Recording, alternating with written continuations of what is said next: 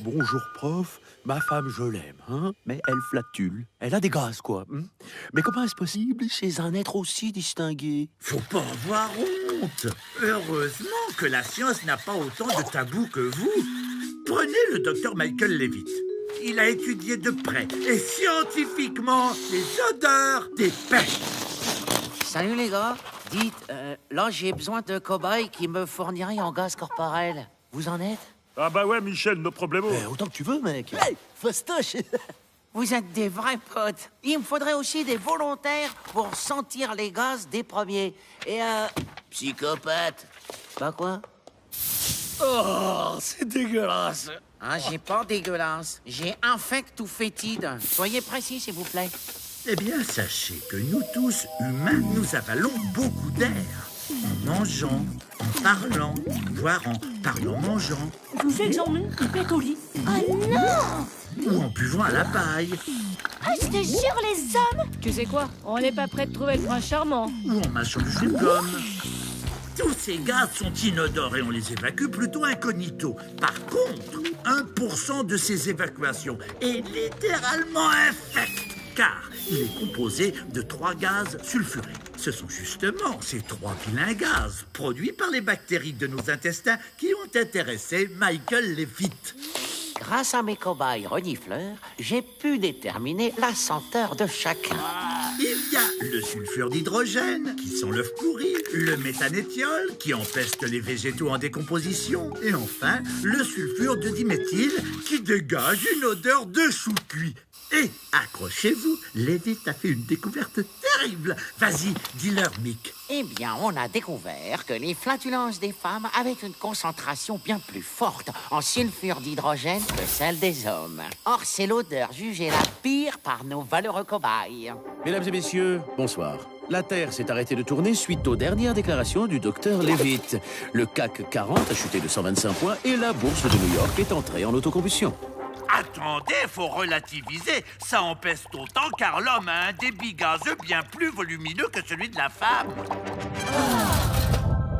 Alors, rassurez, votre femme est normale. C'est formidable, non? Si vous voulez vraiment tout savoir sur les gaz en tout genre, tapez tu mourras moins bête sur arte.tv. Avec ça, c'est sûr, vous mourrez moins bête, mais bon, vous mourrez quand même. Professeur, pourquoi le shampoing nous brûle quand on s'en met dans les yeux? Ouais, c'est tellement vrai ce que vous dites là. J'ai beau lire l'étiquette du shampoing, malgré mon bac plus 12, je n'y comprends toujours rien. Alors essayons déjà de comprendre comment est conçu un produit cosmétique. Tout commence par l'équipe marketing, qui décide quelle sera la prochaine crème à la mode. La tendance est au chat, cute et tendresse. On lance donc le premier déo miaou et on devient leader sur la LOLCAT tendance. T'es un sacré génie, Billy.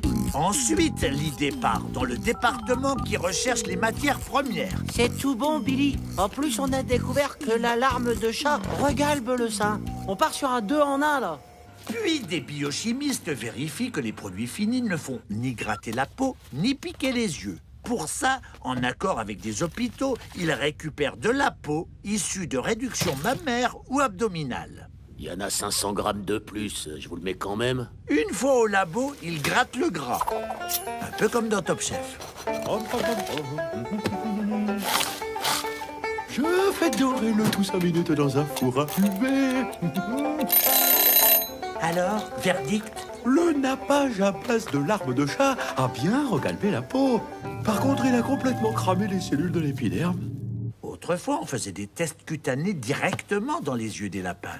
Pour ne pas choquer le jeune public, nous avons remplacé les lapins par des bébés pandas. S'il avait juste une petite larme, le produit était jugé inoffensif. S'il avait un peu mal, bon, ça passait encore. S'il pleurait du sang, là, on allait peut-être voir la formule. Aujourd'hui, on utilise des cellules de rétine de lapin. Oh, ils sont choupis. Après prélèvement sur un seul lapin, on peut multiplier les cellules autant qu'on veut. On dépose le produit sur les cellules et selon le nombre qui meurt, on pourra déterminer le potentiel irritant. Ils font ces tests pour mon shampoing parce que le mien il pique grave. C'est parce que les gens veulent un shampoing qui mousse. C'est bon. S'il ne mousse pas, il le croit inefficace. Oh là là, bon. Ce qui fait mousser, ce sont les tensioactifs. Et les tensioactifs piquent. Mais c'est bon pour le marketing. T'as pas de mousse dans ton shampoing? Mais allô, quoi?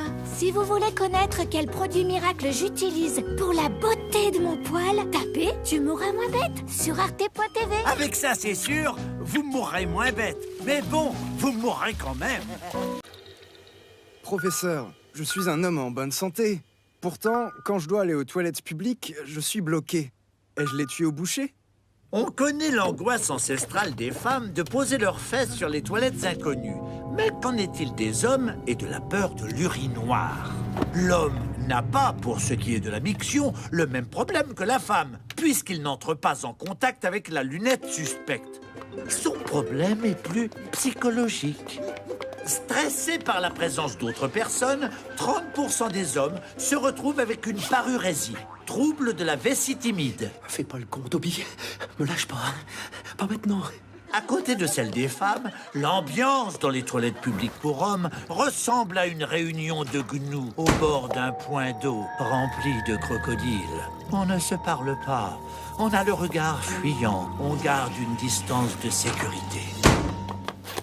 Des chercheurs se sont penchés sur ce phénomène de gêne. À l'instant, vous diriez que vous êtes A. Passablement détendu, B. Un peu suspicieux, C. Tendu ou D. Limite nervous breakdown. C et D. Et pourquoi? On a démontré que les hommes instaurent une sorte de bonne conduite tacite. On reste discret, on ne fait pas le malin, afin de ne pas passer pour un pervers, ni provoquer l'agressivité des autres. Votre braguette, monsieur. Mais quoi, ma braguette? Gros dégueulasse! J'ai lu dans un article du British Journal of Criminology que les hommes craignaient la violence dans les toilettes publiques à cause d'une suspension temporaire de la hiérarchie. Mais qu'est-ce que c'est que ce bazar, Kiraï? Oh, les toilettes sont vraiment mal tenues. Incroyable.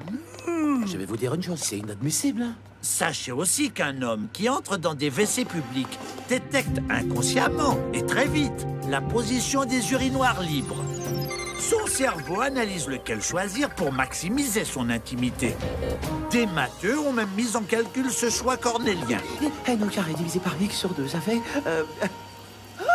Oh, bah, je suis guéri de ma parurésie. Alléluia. Le génie n'a pas de limite. Une société a créé le Privipi, la cape anti-parurésie, pour faire pipi en s'isolant.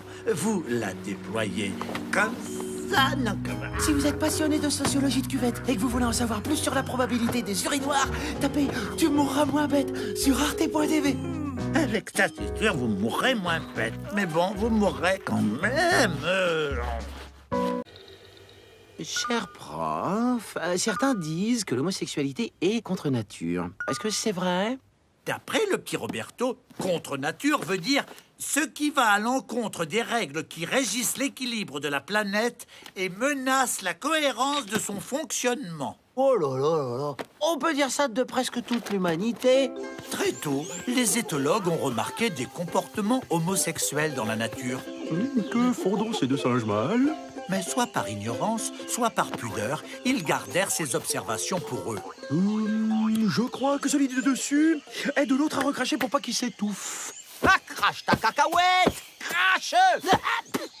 Heureusement, en 1999, Bruce Bedgmill observa enfin la chose avec précision et sérieux. Il classa ses comportements en 4 catégories. Premièrement, l'acte homo soft. C'est quand deux oiseaux mâles se font mutuellement la parade. Avenir, c'est des adadas tatanium. Deuxièmement, il y a l'acte homo soft, mais avec contact, comme les guenons qui s'embrassent. Ah, t'es trop belle.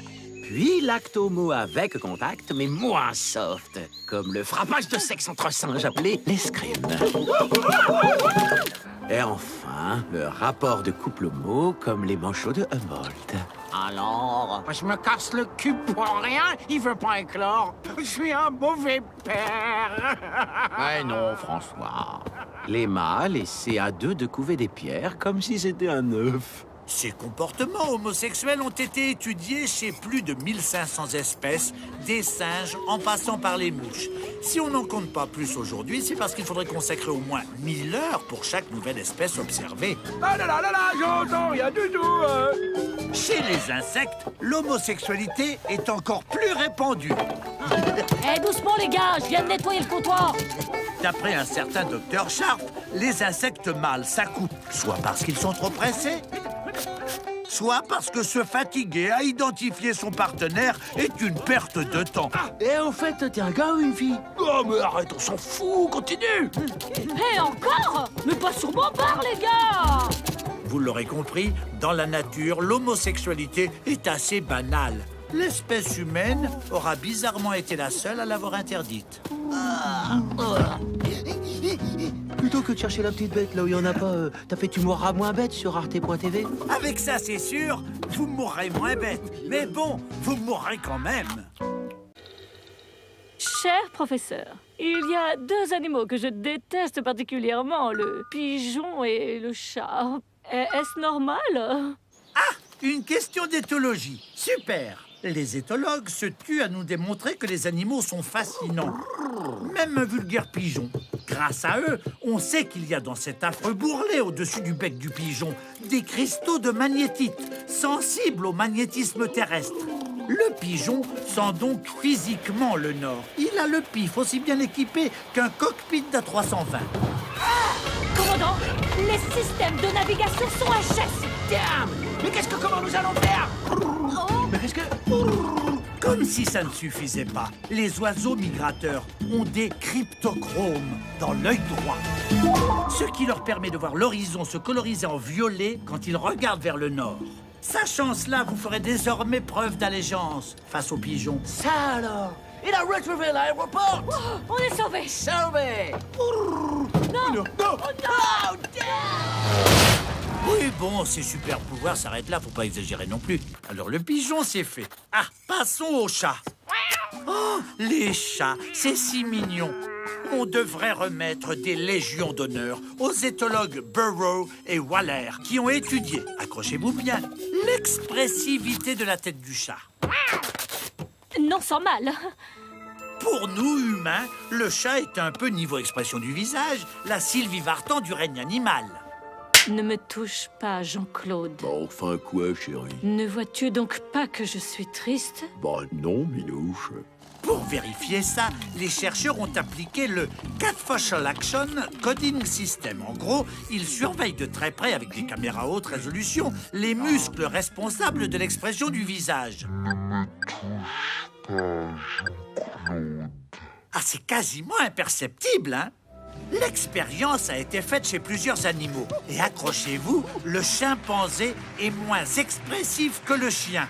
Mais ils le sont moins que le cheval, qui lui-même est battu à plate couture par le chat. Eh oui, il est expressif, le chat. C'est juste que l'humain ne voit pas assez vite ces infimes modifications du visage.